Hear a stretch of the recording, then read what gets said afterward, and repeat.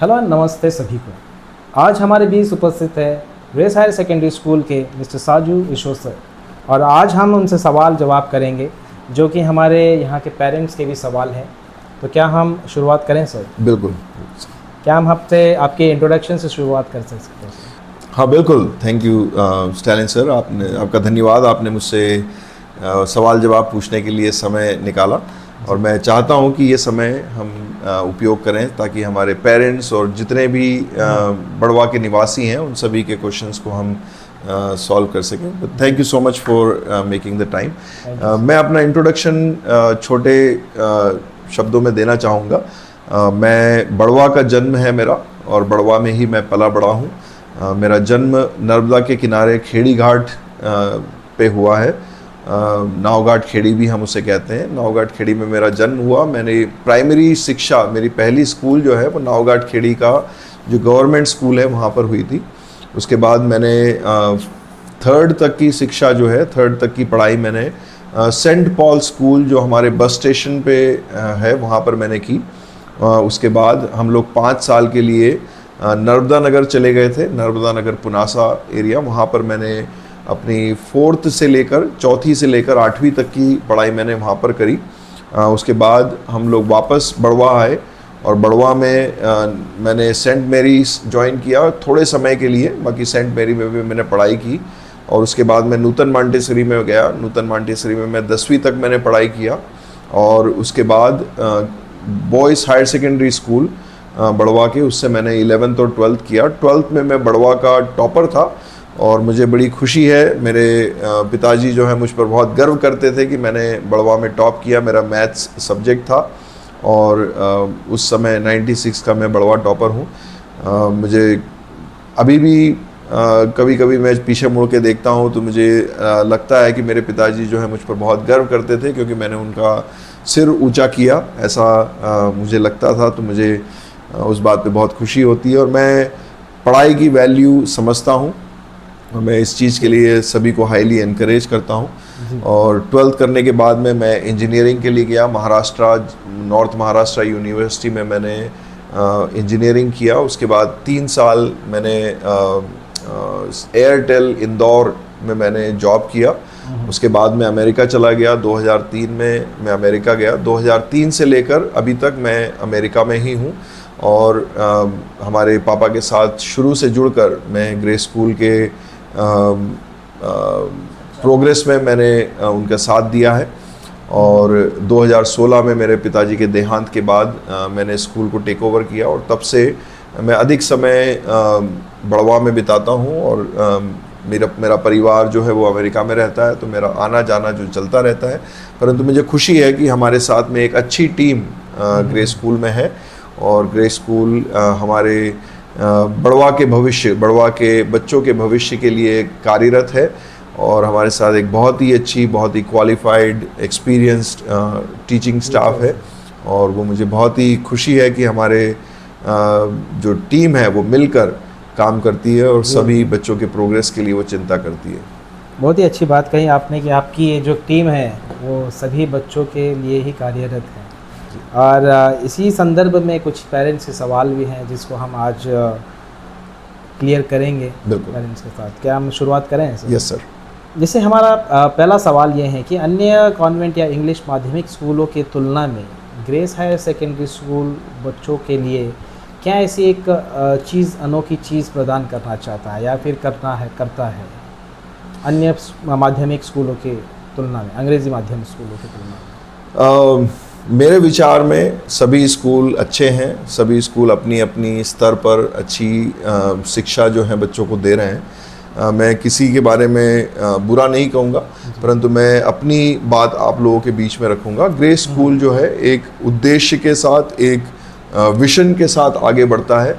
हमारा उद्देश्य है कि गरीब बच्चों को, मध्यम वर्गीय बच्चों को, जो निम्न स्तर के बच्चे हैं उनको भी अच्छी से अच्छी, ऊंची से ऊंची शिक्षा जो है वो कम से कम फीस में मिलना चाहिए और हमारा फोकस उसी पे रहता है।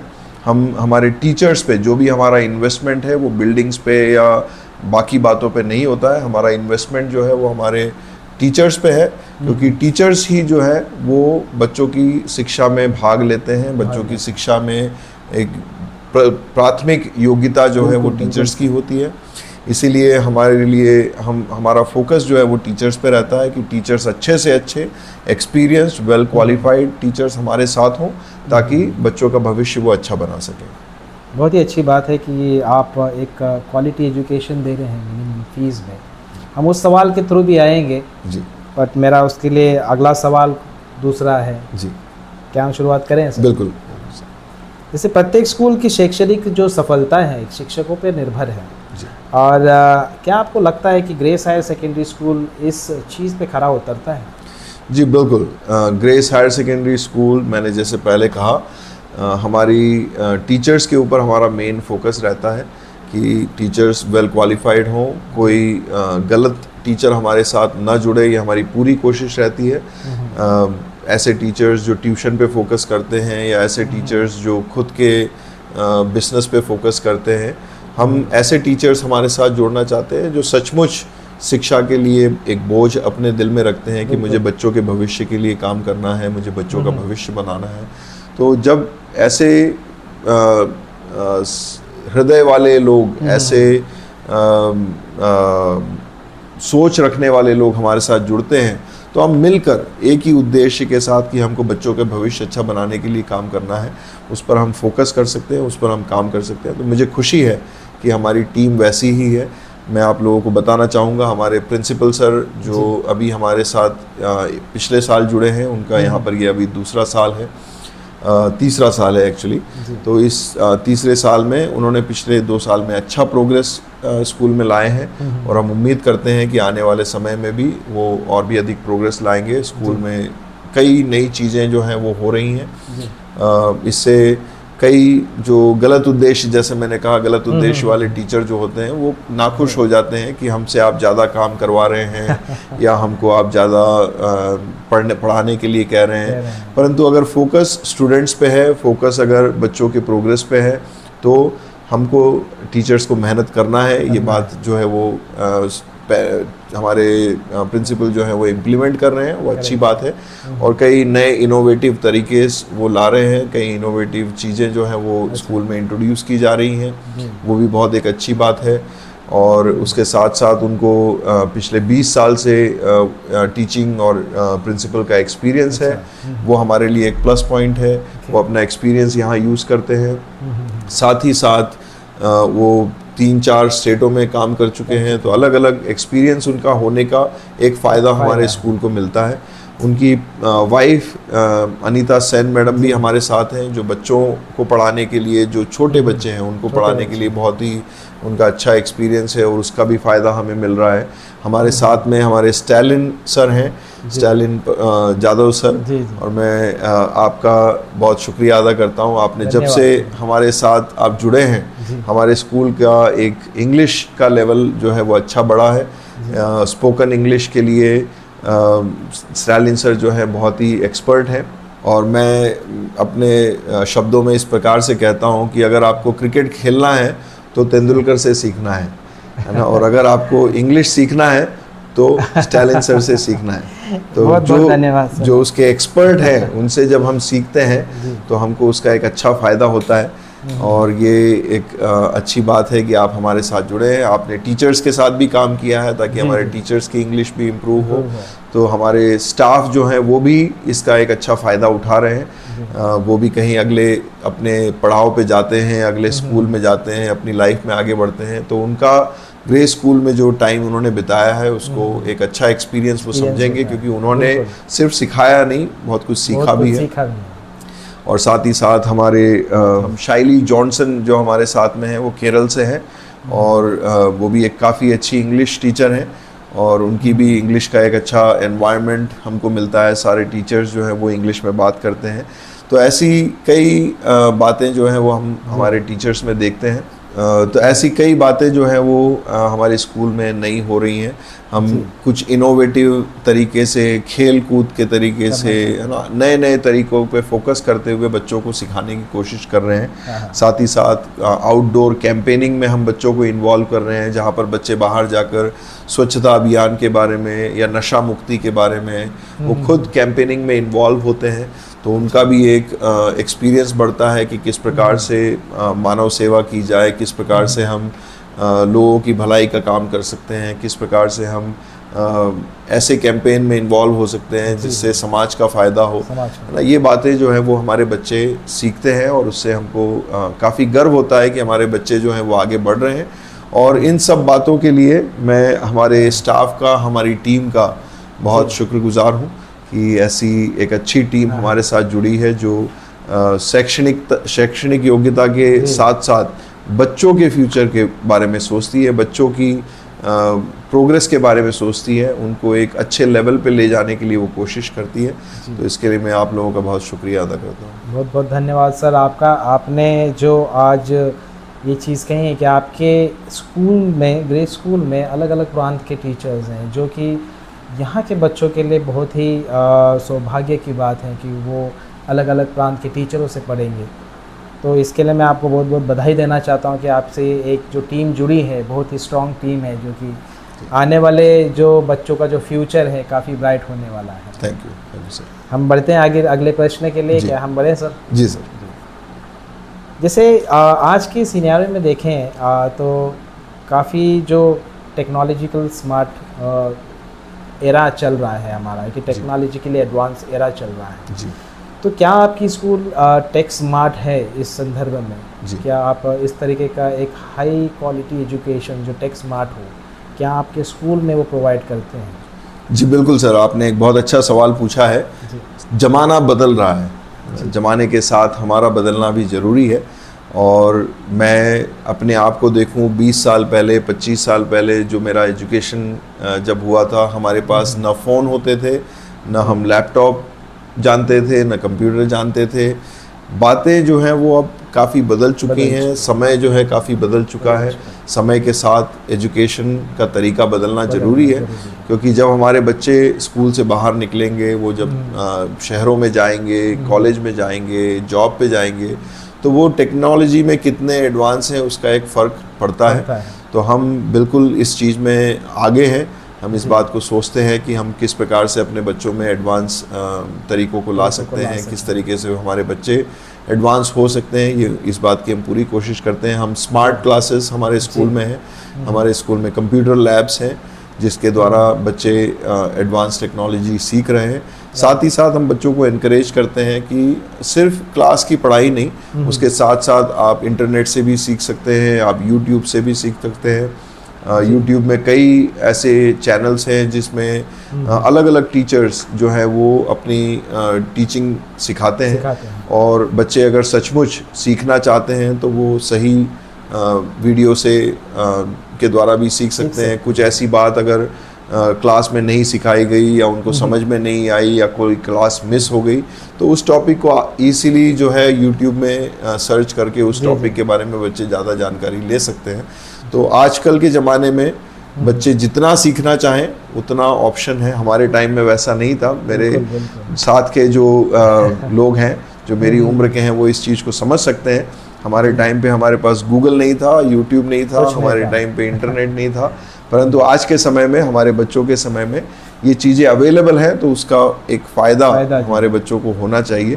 तभी एक अलग लेवल पे वो अपने समय में, वो जब जॉब में आएंगे, वो जब आज से 5 साल बाद, 10 साल बाद जब टेक्नोलॉजी बदलेगी तो वो भी एडवांस रहेंगे। बहुत ही अच्छे विचार हैं आपके टेक्नोलॉजी के लिए। आजकल का दौर ही ऐसा है कि टेक्नोलॉजिकली स्मार्ट होना भी ज़रूरी है। बिल्कुल सर। क्या हम बढ़ें अगले प्रश्न के तरफ? Yes sir.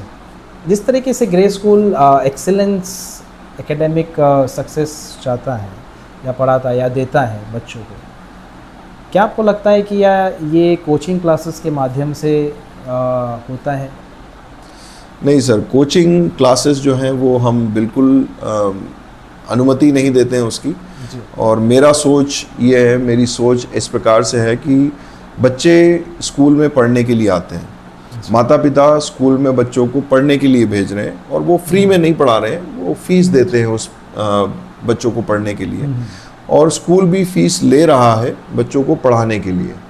तो हम अगर बच्चों को एनकरेज नहीं करेंगे कि आप ट्यूशन ना जाओ, है ना, हमारे स्कूल के टीचर्स अगर आपको अच्छे से नहीं पढ़ा रहे हैं, अगर आपको अच्छी शिक्षा नहीं मिल रही है, तो हम कहीं ना कहीं फेल हो रहे हैं। तो मेरा फोकस जो है वो इसी बात पे रहता है कि टीचर्स स्कूल में पूरी तरीके से अपना ध्यान दें, पूरी तरीके से पढ़ाएं, और अगर आप क्लास में पढ़ा रहे हैं तो बच्चों को ट्यूशन की ज़रूरत नहीं पड़नी चाहिए, ऐसी मेरी सोच है। और इसी बात के लिए हम सभी को एनकरेज करते हैं। पिछले कुछ दिनों में ऐसी कंप्लेंट्स भी आई थी, और मैं उस चीज़ के लिए मैं आप लोगों के सामने उस बारे में स्पष्टीकरण देना चाहूँगा कि हम हमेशा ये कोशिश करते हैं कि ट्यूशन नहीं होना चाहिए। हम हर टीचर को इस बात में एनकरेज करते हैं कि ट्यूशन नहीं लेना है, परंतु पिछले 1 साल में जो कुछ ऐसे कंप्लेंट्स भी हमारे बीच में आई थी कि स्टूडेंट्स जो हैं उनको फोर्स किया जा रहा है ट्यूशन के लिए, तो इस कंप्लेंट पे हमने स्ट्रिक्ट एक्शन लिया है।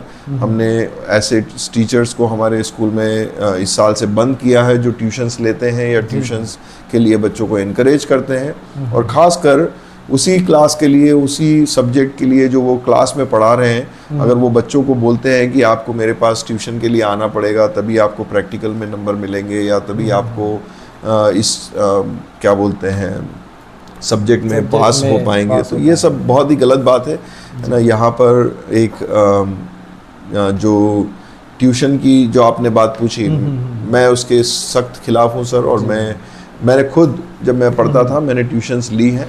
मैं इस चीज़ को आपको फिर से बोलूँगा कि बच्चे अगर चाहें, वो ट्यूशन खुद की इच्छा से जाना चाहते हैं तो उसमें कोई मनाही नहीं है। अगर वो जो टीचर स्कूल में पढ़ा रहे हैं उनके पास जाना चाहे तो वो उनके पास जा सकते हैं, किसी और के पास जाना चाहें वो उनके पास जा सकते हैं। बाकी टीचर्स की ओर से कभी भी ये एक रिस्ट्रिक्शन या फोर्स नहीं होगा कि आपको मेरे ही पास ट्यूशन आना है, और ये बात बिल्कुल असहनीय है और ऐसा हम आगे होने नहीं देंगे। और जो पिछले साल हुआ उसके लिए मैं आप लोगों से माफ़ी चाहता हूँ। हमारी तरफ से भी जो चूक हो गई कि हमने ऐसे टीचरों को अपने साथ में रख लिया जो ट्यूशन के ऊपर फोर्स करते थे बच्चों को, पर इस साल वो गलती हमने सुधारी है, और आने वाले सालों में ये गलतियां हमसे नहीं होगी। उसके लिए हम बहुत ही स्ट्रिक्टली शुरू से ही हिदायत देंगे, और बच्चों को और पेरेंट्स को भी इस बारे में हमने बताया है कि अगर कोई भी बच्चा फोर्स किया जाता है ट्यूशन के लिए तो वो जानकारी मैनेजमेंट को होनी चाहिए, ताकि हम उस पर शुरू में ही एक्शन ले सकें। बहुत ही अच्छी बात है सर, आपने इस चीज़ के ऊपर जिस तरीके से विचार किया है, आई थिंक ये हर स्कूल का दायित्व है कि उन्हें इस चीज़ को लेकर विचार करना चाहिए। जी सर, थैंक यू। हम बढ़ते हैं अगले प्रश्न के ऊपर सर। जी सर। जिस तरीके से हम देखते हैं कि बच्चे हैं आजकल बाइक्स एंड स्कूटर्स चलाते हैं, आजकल की जो काफ़ी सारी घटनाएं भी घटी हैं इस चीज़ को लेकर, तो क्या ग्रे स्कूल इस चीज़ को अनुमति देता है कि बच्चे बाइक से आए यहाँ पे? जी सर, मुझे खुशी है आपने ये सवाल पूछा। ग्रे स्कूल में हम बच्चों को एनकरेज करते हैं कि एक अच्छा नागरिक हमको बनना है, हमको हमारे देश के नियमों का पालन करना है, हमारी गवर्नमेंट ने जो नियम्स बनाए हैं, जो कानून बनाए हैं, उन सभी का हमको पालन करना है। एक अच्छा सिटीज़न बनने के लिए हमको जो कुछ करना है वो हम बच्चों को सिखाते हैं कि करना है, और बिना लाइसेंस के गाड़ी चलाना जो है वो हम अलाउ नहीं करते हैं। हमारे बच्चों को हम उस चीज़ के लिए एनकरेज नहीं करते हैं। अगर बच्चा 18 साल से कम उम्र का है, अगर उसके पास लाइसेंस नहीं है, तो ये गैर कानूनी काम के लिए हम बच्चों को एनकरेज नहीं करेंगे। तो इसीलिए बच्चों को हम मना करते हैं कि आप 18 साल से कम के हैं या आपके पास लाइसेंस नहीं है तो आप गाड़ी लेकर स्कूल ना आए, क्योंकि उससे बहुत सारे वो खुद भी रिस्क में आते हैं, रास्ते में जो दूसरे लोग ड्राइव कर रहे हैं उनको भी वो रिस्क में लाते हैं। तो ये चीज़ हम बच्चों के साथ इस बारे में बहुत सख्त होकर उनको निराश नहीं करना चाहते हैं, परंतु जो नियम है, जो कानून है, उसके विरोध में कोई काम करना हम बच्चों को बिल्कुल नहीं सिखाएंगे। जी जी, बहुत ही अच्छी बात कही आपने कि आज इस चीज़ को अनुमति देना ये उचित नहीं होगा, क्योंकि आजकल जिस तरीके की घटनाएं घटती हैं उस चीज़ के लिए, उस चीज़ से बचना यही एकमात्र रास्ता है हमारे लिए। हम बढ़ते सर अगले प्रश्न की तरफ। एंड ये हमारा आखिरी ही सवाल है इस सारे चीज़ का। एंड मैं अगला प्रश्न बच्चों से रिलेटेड ही प्रश्न है कि आजकल जैसे बच्चे काफ़ी एडवांस्ड हैं, उनकी थिंकिंग काफ़ी एडवांस है, एंड जिस तरीके से फ्रिक्शन होता है टीचर्स के बीच में, कभी कभी होता है कि वो ऐसी चीज़ें करते हैं जो उनको लगता है कि वो सही हैं, और उनको लगता है कि उनकी आवाज़ कहीं ना कहीं दब रही है। तो ऐसी चीज़ों में वो चाहते हैं कि अपनी एक आवाज़ रखें, अपनी एक बात रखें मैनेजमेंट के सामने। तो इस संदर्भ में कोई ऐसी एक स्कूल में कोई इस तरीके की फैसिलिटीज़ हैं जिसमें बच्चे अपनी आवाज़ रख सके, अपने सही गलत जो निर्णय हैं या फिर जो प्रश्न हैं वो समक्ष मैनेजमेंट के सामने रखें? बिल्कुल सर, मुझे खुशी है आपने ये सवाल पूछा। मैं खुद मैं स्कूल का डायरेक्टर हूँ, और मैं खुद हमारे 10th 11th और 12th के बच्चों के लिए मैंने एक लीडरशिप की क्लास जो है मैं ले रहा हूँ, और उस क्लास में मेरा उद्देश्य ये है कि बच्चे खुलकर मुझसे बातें करें। इन लीडरशिप की क्लास का उद्देश्य ये होता है कि बच्चे जो हैं हमारे वो समाज में एक अच्छा व्यक्ति, एक अच्छा लीडर बनने के लिए तैयार हों। जब वो 12th करके बाहर निकले, हमारे स्कूल से बाहर जाएं, किसी कॉलेज में जाएं, कल को वो जब किसी जॉब में जाएं तो उनकी लीडरशिप क्वालिटी जो है वो डेवलप हो चुकी हो, ताकि वो कहीं पे भी जाए उनको सरवाइव करने में दिक्कत ना आए। वो किसी कंपनी में जाए तो उनको मैनेजमेंट पोजीशन लेने में दिक्कत ना आए। उनकी लीडरशिप क्वालिटी जो मेनली जो निर्भर करती है वो उनके बोलने पे निर्भर करती है ना, कि उनको बोलना अच्छे से आना चाहिए, अपनी बातों को प्रेजेंट करना अच्छे से आना चाहिए। तो उस बात के लिए मैं जब 12th करके निकला था, मैं उतना तैयार नहीं था, है ना। मैंने अपनी लाइफ में बहुत स्ट्रगल किया उन बातों को सीखने के लिए, उन बातों को समझने के लिए, और आज मैं समझता हूँ कि मैंने दुनिया देख ली है ना। मैं अलग अलग घाट का पानी पी चुका हूँ, और मैं बहुत कुछ उन एक्सपीरियंसेस से सीख चुका हूँ।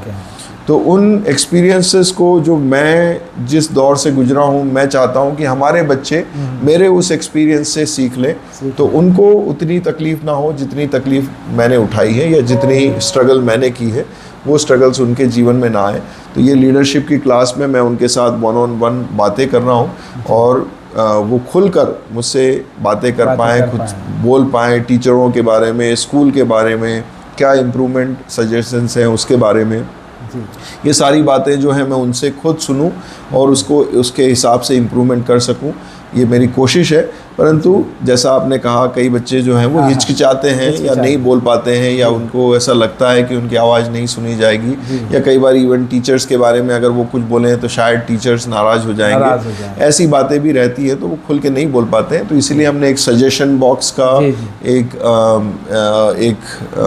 तरीका निकाला है, ताकि जो बच्चे या जो स्टाफ अपनी बातों को खुल के नहीं बोल सकते हैं, वो बिना अपना नाम लिखे जो है सजेशन बॉक्स में उनकी सजेशंस या कंप्लेंट्स को हैं डाल सकते हैं। और वो सजेशंस कंप्लेंट्स हर वीक हम लोग रिव्यू करते हैं, और उस पर हम लोग चर्चा करते हैं, उस पर इमीडिएट एक्शंस लिए जाते हैं, ताकि उन बातों को हम करेक्ट कर सके जो हमारे स्टूडेंट्स, हमारे पेरेंट्स जो हैं जिसमें स्ट्रगल कर रहे हैं। तो हमारी तरफ से इम्प्रूवमेंट के लिए हमेशा ये कोशिश रहेगी कि हम स्टूडेंट्स से और पेरेंट्स से सुने कि वो किस चीज़ को बदलना चाहते हैं, या किस चीज़ में इम्प्रूवमेंट चाहते हैं, या कौन बच्चा कहाँ स्ट्रगल कर रहा है। ये सारी बातें जो हैं वो हम तक पहुँचेगी तो हम उसको बिल्कुल रिजॉल्व करेंगे। ये हमारी इच्छा है और उद्देश्य है। जी, बहुत ही अच्छा प्रयास है सर, आप जिस तरीके से ये कार्य कर रहे हैं बच्चों के लिए। मेरे ख्याल से आने वाली जो पीढ़ी रहेगी वो आपका बहुत ही धन्यवाद करेगी इस चीज़ के लिए कि आपने उनके लिए जो कार्य कर रहे हैं। Thank you sir. एक बहुत ही सराहनीय कार्य है। और आपने आज जिस तरीके से जो हमारे पालक हैं, यानी कि जो पेरेंट्स हैं, उनके कुछ प्रश्नों के जवाब दिए। मैं चाहता हूँ कि पालक इसी तरीके से कुछ अन्य प्रश्न हो आगे चल के, तो आप निश्चित रूप से कर सकते हैं। डायरेक्टर साहब जिसे हमारे साजू ईसो सर जी हैं, इनसे डायरेक्टली आप बात भी कर सकते हैं। और किसी भी प्रकार के प्रश्न हो आप सीधे इनसे संपर्क में बात कर सकते हैं। बहुत बहुत धन्यवाद सर आपका, आज आपने समय दिया हमें और इन जो पेरेंट्स के जो प्रश्न हैं उनको काफ़ी सुंदर तरीके से आपने बताया। इस चीज़ के लिए मैं पेरेंट्स की तरफ से बहुत बहुत धन्यवाद करना चाहता हूँ। Thank you sir. Thank you thank you so बहुत मच। बहुत धन्यवाद। Thank you.